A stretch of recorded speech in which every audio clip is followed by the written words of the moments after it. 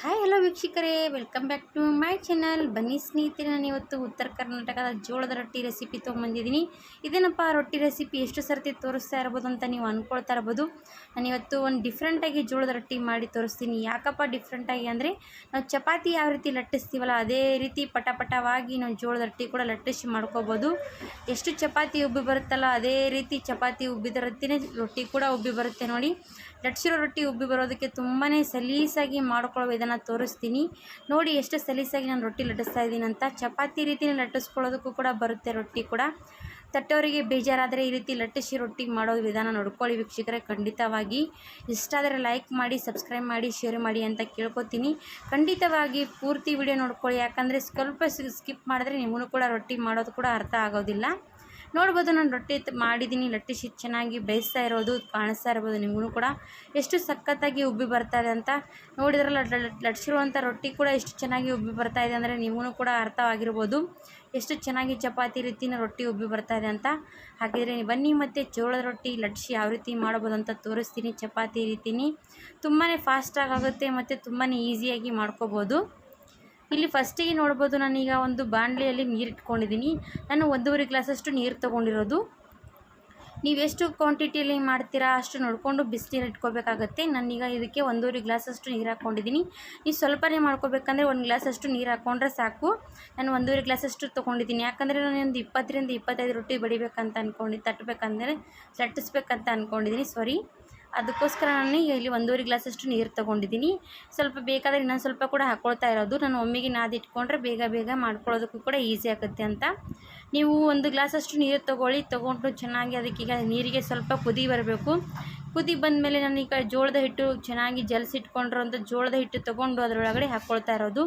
ಕುದಿ ಬಂದಿರೋಂಥ ನೀರಿಗೆ ಹಾಕ್ಕೊಂಡು ನಾವು ಚೆನ್ನಾಗಿ ಎಲ್ಲ ಹಿಟ್ಟು ಹಾಕೋಬೇಕಾಗುತ್ತೆ ನೋಡಿ. ನಾನೀಗ ಅಂದಾಜು ನೋಡಿ, 1 ಗ್ಲಾಸಿಗೆ ನಾವು 1 ಗ್ಲಾಸ್ ನೀರು ತೊಗೊಂಡ್ರೆ ಅಂದಾಜು 1.5 ಗ್ಲಾಸಷ್ಟು ಹಿಟ್ಟು, 1 ಗ್ಲಾಸ್ 2 ಗ್ಲಾಸಷ್ಟು ಹಿಟ್ಟು ಹಾಕೋಬೇಕಾಗುತ್ತೆ ಚೆನ್ನಾಗಿ. ನಾವು ಬೇಕಾದಾಗ ಮತ್ತೆ ಮೇಲಿಂದ ಸ್ವಲ್ಪ ಹಿಟ್ಟು ಹಾಕ್ಕೊಂಡು ನಾವು ಚೆನ್ನಾಗಿ ಹಿಟ್ಟು ನಾದ್ಕೋಬೋದು. ಈಗ ನಾನಿದು ನೀರು ಚೆನ್ನಾಗಿ ಸ್ವಲ್ಪ ಬಿಸಿ ಆದಮೇಲೆ ಸ್ಟವ್ ಆಫ್ ಮಾಡಿಬಿಟ್ಟಿದ್ದೀನಿ. ಆಫ್ ಮಾಡಿ ನಾನೀಗ ಹಿಟ್ಟು ಹಾಕ್ಕೊಂಡಿದ್ದೀನಲ್ಲ ಚೆನ್ನಾಗಿ ಕಲಿಸ್ಕೊಳ್ತಾ ಇದ್ದೀನಿ ನೋಡಿ. ಸ್ವಲ್ಪ ಬಿಸಿ ಇರುತ್ತೆ, ಅದಕ್ಕೋಸ್ಕರ ಒಂದು ಚಮಚ ತೊಗೊಂಡು ಚೆನ್ನಾಗಿ, ಇಲ್ಲದ್ರೆ ಕಡ್ಚಿ ತೊಗೊಂಡು ಚೆನ್ನಾಗಿ ಹಿಟ್ಟು ಕಲಿಸ್ಕೊಳ್ಳಿ. ಈಗ ಇದು ಚೆನ್ನಾಗಿ ಎಲ್ಲ ಕೂಡ ಹಿಟ್ಟಿಗೆ ಜಿಗಿ ಅಂಟ್ಕೊಳ್ಳುತ್ತೆ. ಎಷ್ಟು ಹಿಟ್ಟಿಗೆ ಚೆನ್ನಾಗಿ ಜಿಗಿ ಇರುತ್ತಲ್ವ ಅಷ್ಟು ಚೆನ್ನಾಗಿ ನಾವು ರೊಟ್ಟಿ ಕೂಡ ಲಟ್ಟಿಸೋದಕ್ಕೆ ಬರುತ್ತೆ. ಸ್ವಲ್ಪ ಜಿಗಿ ಕಡಿಮೆ ಹಾಕ್ಕೊಂಡ್ರೆ ಏನಾಗುತ್ತೆ ಅಂದರೆ ಲಟ್ಟಿಸೋದಕ್ಕೆ ರೊಟ್ಟಿ ಬರೋದಿಲ್ಲ. ಯಾಕಂದರೆ ಲಟ್ಟಿಸುವಾಗ ಸ್ವಲ್ಪ ಬೇಗ ಅದು ತಿರುಗೋದಿಲ್ಲ. ಅದಕ್ಕೋಸ್ಕರ ಸ್ವಲ್ಪ ಹಿಟ್ಟಿಗೆ ಜಿಗಿ ನೋಡಿಕೊಂಡು ಚೆನ್ನಾಗಿ ಹಾಕ್ಕೊಳ್ಳಿ. ಇಲ್ಲಿ ನೋಡಿ, ನಾನು ಸ್ಟವ್ ಮೇಲಿಂದ ಕೆಳಗಡೆ ಇಳಿಸ್ಕೊಂಡಿದ್ದೀನಿ. ತುಂಬಾ ಬಿಸಿ ಇದೆ, ಯಾಕಂದರೆ ಸ್ವಲ್ಪ ಜಿಗಿ ಹಾಕ್ಕೊಂಡಿದ್ದೀವಲ್ಲ ಕುದಿಯುವಂಥ ನೀರು, ಅದಕ್ಕೋಸ್ಕರ ತುಂಬಾ ಬಿಸಿ ಇದೆ. ನಮಗೆ ಸ್ವಲ್ಪ ಕೈಗೆ ಚಟ್ಕಿ ಹತ್ತುತ್ತೆ, ಯಾಕಂದರೆ ಸ್ವಲ್ಪ ಬಿಸಿ ಜಾಸ್ತಿ ಅಲ್ವ. ಅದಕ್ಕೋಸ್ಕರ ಸ್ವಲ್ಪ ಚೆನ್ನಾಗಿ ಒಂದು 5 ನಿಮಿಷ ತಣ್ಣಗೆ ಹಾಕೋದಕ್ಕೆ ಬಿಟ್ಬಿಡೋಣ. ನಮಗೆ ಬೇಕಾದಷ್ಟು ನಾವು ತೊಗೊಂಡು ನಾವು ರೊಟ್ಟಿ ತಟ್ಬೋದು. ನಾನು ತೋರಿಸ್ತೀನಿ. ನಾನು ಇದೇ ರೀತಿ ಸ್ವಲ್ಪ ಏನು ಮಾಡ್ತೀನಿ ಅಂದರೆ ತಣ್ಣಗೆ ಹಾಕೋದಕ್ಕೆ ಬಿಟ್ಬಿಡ್ತೀನಿ. ಒಂದು ತಟ್ಟೆ ಮುಚ್ಚಿಟ್ಬಿಡಿ. ನಮಗೆ ಎಷ್ಟೆಷ್ಟು ಬೇಕಾಗುತ್ತಲ್ಲ ಅಷ್ಟು ತೊಗೊಂಡು ನಾವು ಹಿಟ್ಟನ್ನು ಹತ್ಕೊಳ್ಳೋಣ ಬನ್ನಿ. ನಾನೀಗ ಇದು ಸ್ವಲ್ಪ ತಣ್ಣಗೆ ಆಗೋದಕ್ಕೆ ಬಿಟ್ಟಿದ್ದೀನಿ. ಹಾಗೆ ಈ ಕಡೆ ರೊಟ್ಟಿ ತಟ್ಟೋದಕ್ಕೆ ಎಲ್ಲನೂ ಕೂಡ ರೆಡಿ ಮಾಡ್ಕೊಂಡಿದ್ದೀನಿ. ಒಂದು 2 ನಿಮಿಷ ಬಿಟ್ಟು ಮತ್ತೆ ನಾನು ಹಿಟ್ಟು ತೊಗೊಂಡು ಚೆನ್ನಾಗಿ ಎಷ್ಟು ಬೇಕೋ ಅಷ್ಟು ತೊಗೊಂಡು ಒಂದು ಮಣಿ ತೊಗೊಂಡಿದ್ದೀನಿ. ಮಣಿ ಮೇಲೆ ಹಾಕ್ಕೊಳ್ತಾ ಇರೋದು. ನನಗೆ ಎಷ್ಟು ಬೇಕೋ ಅಷ್ಟು ನಾದ್ಕೊಳ್ತೀನಿ. ಈಗ ಅಷ್ಟು ತೊಗೊಂಡು ನಾನು ಚೆನ್ನಾಗಿ ಹಿಟ್ಟು ಮೆತ್ತಗೆ ನಾದ್ಕೊಳ್ತೀನಿ. ಇಲ್ಲಿ ನೋಡ್ತಾ ಇರ್ಬೋದು, ನಾನು ಸ್ವಲ್ಪ ಹಿಟ್ಟು ತೊಗೊಂಡು ಚೆನ್ನಾಗಿ ಈಗ ಕೈಯಿಂದ ನಾದ್ಕೊಳ್ತಾ ಇದ್ದೀನಿ. ಎಷ್ಟು ಕೈಯಿಂದ ನಾವು ಚೆನ್ನಾಗಿ ಮೆತ್ತಗೆ ನಾದ್ಕೊಳ್ತೀವಲ್ಲ ಅಷ್ಟೇ ರೀತಿ ಚಪಾತಿ ಹಿಟ್ಟು ಯಾವ ರೀತಿ ಮೆತ್ತಗೆ ಜಿಗಿ ಇರುತ್ತಲ್ಲ ಅದೇ ರೀತಿ ಬರುತ್ತೆ ನೋಡಿ. ನಾನು ಇದಕ್ಕೆ ಸ್ವಲ್ಪ ಕೂಡ ಮೇಲಿಂದ ತಣ್ಣೀರು ಮಿಕ್ಸ್ ಮಾಡ್ಕೊಂಡಿಲ್ಲ. ನಾನು ಓನ್ಲಿ ಬಿಸಿನೀರು ಒಳಗಡೆ ಕಲಸಿರುವಂಥ ಜಿಗಿನೇ ಇದಕ್ಕೆ ತುಂಬಾ ಆಗಿದೆ ನೋಡಿ. ಇಷ್ಟು ಚೆನ್ನಾಗಿ ಜಿಗಿ ಬಂದಿದೆ. ಅದು ಆದಮೇಲೆ ಮೆತ್ತಗೆ ಸ್ವಲ್ಪ ನಾದ್ಕೊಂಡು ಈಗ ನಾನು 4ರಿಂದ 5 ಉಳ್ಳೆ ಆಗಿದೆ. ಚೆನ್ನಾಗಿ ರೌಂಡಾಗಿ ಚಪಾತಿ ಅದಕ್ಕೆ ಉಳ್ಳೆ ಮಾಡಿಕೊಂಡು ನಾನೀಗ ಸ್ವಲ್ಪ ಸೈಡಲ್ಲಿ ಸ್ವಲ್ಪ ಜೋಳದ ಹಿಟ್ಟು ಮತ್ತು ಸ್ವಲ್ಪ ತಣ್ಣೀರು ತೊಗೊಂಡಿರೋದು. ಈಗ ಒಂದು ಕೈಯಿಂದ ಒಂದು ಉಳ್ಳೆ ತೊಗೊಂಡಿದ್ದೀನಿ, ಚಪಾತಿ ಅಷ್ಟು ಉಳ್ಳೆ ತೊಗೊಂಡು ಮತ್ತೆ ಸ್ವಲ್ಪ ಚೆನ್ನಾಗಿ ಕೈಯಿಂದ ಮೆತ್ತಗೆ ಮಾಡ್ಕೊಳ್ತಾ ಇದ್ದೀನಿ. ಅದು ಎಷ್ಟು ಚೆನ್ನಾಗಿ ಕೈಯಿಂದ ಮೆತ್ತಗೆ ಮಾಡ್ಕೊಳ್ತೀವಲ್ಲ ಅಷ್ಟೇ ಚೆನ್ನಾಗಿ ಅದು ರೌಂಡಾಗಿ ಜಿಗಿಯಾಗಿ ಬರುತ್ತೆ ಹಿಟ್ಟು ಕೂಡ. ಈಗ ಸ್ವಲ್ಪ ಕೆಳಗಡೆ ಜೋಳದ ಹಿಟ್ಟು ಹಾಕ್ಕೊಂಡಿದ್ದೀನಿ. ಮತ್ತು ಕೈಯಿಂದ ಸ್ವಲ್ಪ ಈ ರೀತಿ ರೌಂಡಾಗಿ ಮಾಡ್ಕೊಳ್ಳಿ. ಈಗ ನಾವು ಉಳ್ಳೆ ಕೂಡ ರೌಂಡಾಗಿ ಮಾಡಿಕೊಂಡೆ, ಯಾಕಪ್ಪ ಅಂದರೆ ನಾವು ಲಟ್ಸೋವಾಗ ತಿರುಗೋದಕ್ಕೆ ಸ್ವಲ್ಪ ಸಲೀಸಾಗುತ್ತೆ. ಈಗ ಸ್ವಲ್ಪ ಕೈಗೆ ನೀರು ಹಚ್ಕೊಂಡು ಮೇಲಿಂದ ಸ್ವಲ್ಪ ನೀರು ಈ ಥರ ಹಚ್ಕೊಳ್ತಾ ಇದ್ದೀನಿ. ಸ್ವಲ್ಪ ತಿರುಗುತ್ತೆ ಚೆನ್ನಾಗಿ, ಅದಕ್ಕೋಸ್ಕರ ಸ್ವಲ್ಪ ನೀರು ಹಚ್ಕೊಳ್ಳಿ, ಸ್ವಲ್ಪ ಹಿಟ್ಟು ಹಚ್ಕೊಳ್ಳಿ ಸಾಕು. ನಾನೀಗ ಈ ಕಡೆ ಲಟ್ಟಣಿಗೆ ತೊಗೊಂಡು ನೋಡ್ಬೋದು ಎಷ್ಟು ಈಸಿಯಾಗಿ ರೊಟ್ಟಿ ಲಟ್ಟಿಸ್ತಾ ಇದ್ದೀನಿ, ಚಪಾತಿ ಥರನೇ ಕಾಣಿಸ್ತಾ ಇರ್ಬೋದು. ನಾನು ಲಟ್ಟಣಿಗೆ ಸ್ವಲ್ಪ ಕ್ಯಾರಿ ಬ್ಯಾಗ್ನೂ ಹಾಕಿಲ್ಲ, ಏನೂ ಕೂಡ ಹಾಕಿಲ್ಲ, ಹಾಗೆ ಲಟ್ಟಣಿಗೆ ಚಪಾತಿ ತೊಗೊಂಡಿದ್ದೀನಿ ಲಟ್ಟಣಿಗೆ ನಾನು. ಇಷ್ಟು ಸಲೀಸಾಗಿ ನಾನು ರೊಟ್ಟಿ ಲಟ್ಟಿಸೋದು ಕಾಣಿಸ್ತಾ ಇರ್ಬೋದು ನಿಮಗೂ ಕೂಡ. ಒಬ್ಬೊಬ್ರು ಏನು ಮಾಡ್ತಾರೆ, ಲಟ್ಟಣಿಗೆ ಸ್ವಲ್ಪ ಕವರ್ ಅಂಟಿಸ್ಕೊಳ್ತಾರೆ, ಅದು ಅಂಟಿಸ್ಕೊಳ್ತಾರೆ. ನಾನು ಏನೂ ಕೂಡ ಅಂಟಿಸದೇ ಮಾಡ್ತಾಯಿದ್ದೀನಿ, ಯಾವ ರೀತಿ ಅಂತ ಕಾಣಿಸ್ತಾ ಇರ್ಬೋದು ನಿಮಗೂ ಕೂಡ. ನೋಡಿ ಎಷ್ಟು ಚೆನ್ನಾಗಿ ತೆಳ್ಳಗೆ ಬೇಕಾದರೆ ತೆಳ್ಳಗೆ ಬರುತ್ತೆ, ದಪ್ಪ ಬೇಕಾದರೆ ದಪ್ಪ ಬರುತ್ತೆ, ಮೆತ್ತಗೆ ಬೇಕಾದರೆ ಮೆತ್ತಗೆ ಬರುತ್ತೆ. ನಿಮಗೆ ಯಾವ ರೀತಿ ಬೇಕೋ ಆ ರೀತಿ ನಾವು ರೊಟ್ಟಿ ಮಾಡ್ಕೋಬೋದು. ಇಲ್ಲಿ ನೋಡಿ ನಾನು ಎಷ್ಟು ಚೆನ್ನಾಗಿ ತೆಳ್ಳಗೆ ನಾನು ಲಟ್ಟಿಸ್ಕೊಂಡಿದ್ದೀನಿ ಅಂತ, ತುಂಬಾ ತೆಳ್ಳಗೆ ಲಟ್ಟಿಸ್ಕೊಂಡಿರೋದು. ನಿಮಗೆ ಯಾವ ರೀತಿ ಬೇಕೋ ಆ ರೀತಿ ಲಟ್ಟಿಸ್ಕೊಳ್ಳಿ. ಚೆನ್ನಾಗಿ ನಾನು ರೊಟ್ಟಿ ಚಪಾತಿ ಯಾವ ರೀತಿ ಉಬ್ಬಿ ಬರುತ್ತಲ್ಲ ಅದೇ ರೀತಿ ರೊಟ್ಟಿ ಕೂಡ ಉಬ್ಬಿ ಬರುತ್ತೆ, ತೋರಿಸ್ತೀನಿ ಮುಂದೆ ನೋಡಿ ನೀವು ಕೂಡ. ನಾನೀಗ ಈ ಕಡೆ ರೊಟ್ಟಿ ಲಟ್ಟಿಸಿರೋದಾಯಿತು ನೋಡಿ. ಹಾಗೆ ಬನ್ನಿ, ನಾನು ಆ ಕಡೆ ತವಾ ಕೂಡ ಬಿಸಿಗೆ ಇಟ್ಕೊಂಡಿದ್ದೀನಿ ಆಲ್ರೆಡಿ. ಈಗ ರೊಟ್ಟಿ ಎಷ್ಟು ಚೆನ್ನಾಗಿ ಲಟ್ಟಿಸಿರೋದು ಕಾಣಿಸ್ತಾ ಇರ್ಬೋದು ನೀವು ಕೂಡ. ಅದಕ್ಕೋಸ್ಕರ ಹೇಳ್ತಾ ಇದ್ದೀನಿ ವೀಕ್ಷಕರೇ, ವಿಡಿಯೋ ಕೂಡ ಸ್ಕಿಪ್ ಮಾಡಿದೆ, ಪೂರ್ತಿ ವಿಡಿಯೋ ನೋಡಿ. ಚಪಾತಿ ರೀತಿಯೇ ರೊಟ್ಟಿ ಕೂಡ ಮಾಡ್ಕೋಬೋದು ಅಂತ ತೋರಿಸ್ತಾ ಇದ್ದೀನಿ. ಒಬ್ಬೊಬ್ಬರಿಗೆ ಈಸಿಯಾಗಿ ಕೂಡ ಬರುತ್ತೆ ನೋಡಿ, ಈ ರೀತಿ ಚಪಾತಿ ಲಟ್ಟಿಸ್ಕೊಳ್ಳೋ ರೀತಿಯೇ ರೊಟ್ಟಿ ಅಂದರೆ ತುಂಬಾ ಈಸಿಯಾಗಿ ಮಾಡ್ಕೊಳ್ತಾರೆ. ನಾನು ಈ ಕಡೆ ಒಂದು ಸ್ವಲ್ಪ ಕಾಟನ್ ಬಟ್ಟೆ ನೀರಲ್ಲಿ ಇಟ್ಕೊಂಡಿದ್ದೀನಿ. ಹಾಗೆ ಈ ಕಡೆ ತವಾ ಬಿಸಿಯಾಗಿದೆ. ಬನ್ನಿ, ರೊಟ್ಟಿ ಎಷ್ಟು ಸಲೀಸಾಗಿ ಕೈಯಿಂದ ತೊಗೊಂಡು ನಾನು ತವಾ ಮೇಲೆ ಹಾಕ್ಕೊಂಡಿದ್ದೀನಿ ಅಂತ. ತವಾ ಮೇಲೆ ಹಾಕ್ಕೊಂಡ ತಕ್ಷಣ ನಾನೀಗ ಒಂದು ಕಾಟನ್ ಬಟ್ಟೆ ನೀರಲ್ಲಿ ಎದ್ದು ಸ್ವಲ್ಪ ಮೇಲಿಂದ ನೀರು ಹಚ್ಕೋಬೇಕು. ಈಗ ನೋಡಿ ಈ ರೀತಿ ಸ್ವಲ್ಪ ನೀರು ಕಾಟನ್ ಬಟ್ಟೆ ಸಹಾಯದಿಂದ ನೀರು ಹಚ್ಕೊಂಡು ಸ್ವಲ್ಪ ನೀರೆಲ್ಲ ಚೆನ್ನಾಗಿ ಎಲ್ಲ ಆರ ಹೋದ ಮೇಲೆ ನಾನೀಗ ರೊಟ್ಟಿ ತಿರುವು ಹಾಕ್ತೀನಿ. ಸ್ವಲ್ಪ ನೀರು ಮೇಲೆ ಇದ್ದ ಮೇಲೆ ನಾವು ರೊಟ್ಟಿ ತಿರುವು ಹಾಕಬಾರ್ದು, ಯಾಕಂದರೆ ಸ್ವಲ್ಪ ಕೆಳಗಡೆ ನೀರಿದ್ದರೆ ಅದು ಒಂಥರ ರೊಟ್ಟಿ ಕೂಡ ಚೆನ್ನಾಗಿ ಬೇಗ ಎದ್ದು ಬರೋದಿಲ್ಲ. ಈಗ ಸ್ವಲ್ಪ ನಾನು ರೊಟ್ಟಿ ತಿರುವು ಹಾಕಿದ್ದೀನಿ. ಈಗ ರೊಟ್ಟಿ ತಿರುವು ಹಾಕಿದ ಮೇಲೆ ಕೆಳಗಡೆ ಸೈಡ್ ಕೂಡ ಚೆನ್ನಾಗಿ ಬೇಯಬೇಕು. ಎರಡು ಸೈಡ್ ಚೆನ್ನಾಗಿ ಬೆಂದರೆ ರೊಟ್ಟಿ ಕೂಡ ಚೆನ್ನಾಗಿ ಉಬ್ಬಿ ಕೂಡ ಬರುತ್ತೆ, ಮತ್ತು ರೊಟ್ಟಿ ಕೂಡ ಚೆನ್ನಾಗಿ ಊಟ ಮಾಡೋದಕ್ಕೂ ಕೂಡ ಒಂದು ರುಚಿ ಇರುತ್ತೆ. ಸ್ವಲ್ಪ ಹಸಿ ಬಸಿ ಅಂತ ಬೇಯಿಸ್ಕೊಂಡ್ರೆ ಚೆನ್ನಾಗಿ ರುಚಿ ಬರೋದಿಲ್ಲ. ಈಗ ಇದು ಒಂದು ಸೈಡ್ ಚೆನ್ನಾಗಿ ಬೆಂದಾದಮೇಲೆ ಮತ್ತೆ ನಾನು ಚೆನ್ನಾಗಿ ನೋಡ್ತೀನಿ ಬೆಂದಿದೆ ಇಲ್ವಾ ಅಂತ ನೋಡಿಕೊಂಡು ತಿರುವು ಹಾಕ್ತೀನಿ. ಈಗ ನೋಡ್ಬೋದು ಈ ಕಡೆ ಕೆಳಗಡೆ ಸೈಡ್ ಕೂಡ ಚೆನ್ನಾಗಿ ಬೆಂದಿದೆ. ಈಗ ನಾನು ತಿರುವು ಹಾಕ್ಕೊಂಡಿದ್ದೀನಿ, ಕಾಣಿಸ್ತಾ ಇರ್ಬೋದು. ತಿರುವು ಹಾಕ್ಕೊಂಡ ತಕ್ಷಣ ರೊಟ್ಟಿ ಕೂಡ ಉಬ್ಬೋದಕ್ಕೆ ಸ್ಟಾರ್ಟ್ ಆಯಿತು.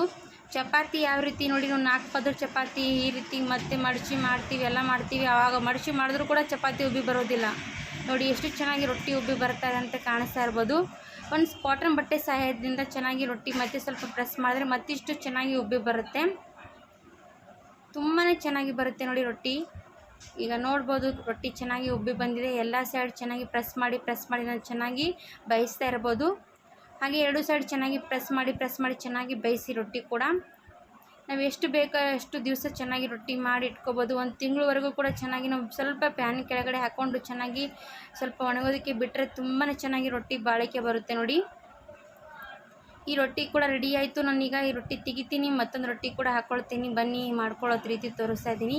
ಸೇಮ್ ಅದೇ ಪ್ರೊಸೆಸಿಂಗ್. ಒಂದು ಉಳ್ಳೆ ತೊಗೋಬೇಕು, ಕೈಯಿಂದ ಸ್ವಲ್ಪ ರೌಂಡಾಗಿ ಮಾಡ್ಕೊಳ್ಳಿ, ಸ್ವಲ್ಪ ಹಿಟ್ಟು ಹಾಕ್ಕೊಳ್ಳಿ, ಮತ್ತು ಸ್ವಲ್ಪ ಈ ರೀತಿ ಪ್ರೆಸ್ ಮಾಡಿ ರೊಟ್ಟಿ ಕೂಡ ಏನು ತಟ್ಟಬೇಕಂತ ಅವಶ್ಯಕತೆನೇ ಬೀಳೋದಿಲ್ಲ. ಎಷ್ಟು ಈಸಿಯಾಗಿ ನೋಡಿ ಚಪಾತಿ ರೀತಿ ಲಟ್ಟಿಸ್ಕೊಳ್ಳೋದಕ್ಕೆ ಸ್ಟಾರ್ಟ್ ಮಾಡಿದ್ದೀನಿ. ತುಂಬಾ ಸಲೀಸಾಗಿದೆ ವೀಕ್ಷಕರೇ. ಒಂದೇ ಪ್ರೊಸೆಸಿಂಗ್ ಏನಂದರೆ ಚೆನ್ನಾಗಿ ನಾವು ರೊಟ್ಟಿ ಹಿಟ್ಟಿಗೆ ಜಿಗಿ ಹಾಕ್ಕೊಳ್ತೀವಲ್ಲ, ಅದೊಂದೇ ಚೆನ್ನಾಗಿ ಕರೆಕ್ಟಾಗಿ ಹಿಟ್ಟಿಗೆ ಜಿಗಿ ಹಾಕ್ಕೊಳ್ಳಿ. ಏನೂ ಕೂಡ ಅವಶ್ಯಕತೆ ಬೀಳೋದಿಲ್ಲ, ಅಷ್ಟು ಸಲೀಸಾಗಿ ರೊಟ್ಟಿ ಮಾಡೋದಕ್ಕೆ ಬರುತ್ತೆ ನೋಡಿ. ಬೇಗ ಚಪಾತಿ ಯಾವ ರೀತಿ ಮಾಡ್ತೀವಲ್ಲ ಅದೇ ರೀತಿ ಸ್ವಲ್ಪ ಕೂಡ ಕೈ ನೋವುದಿಲ್ಲ, ಏನು ನೋವುದಿಲ್ಲ. ಕೈ ತಟ್ಟಿ ಕೈ ಕೂಡ ನೋವು ಬರುತ್ತಲ್ವ, ಅದು ಕೈ ನೋವು ಅವಶ್ಯಕತೆನೇ ಬೀಳೋದಿಲ್ಲ ನೋಡಿ. ಎಷ್ಟು ಸಲೀಸಾಗಿ ಚಪಾತಿ ರೀತಿನೇ ನಾನು ರೊಟ್ಟಿ ತಟ್ಟಿದ್ದೀನಿ ಅಂತ ಕಾಣಿಸ್ತಾ ಇರ್ಬೋದು ನಿಮಗೆ.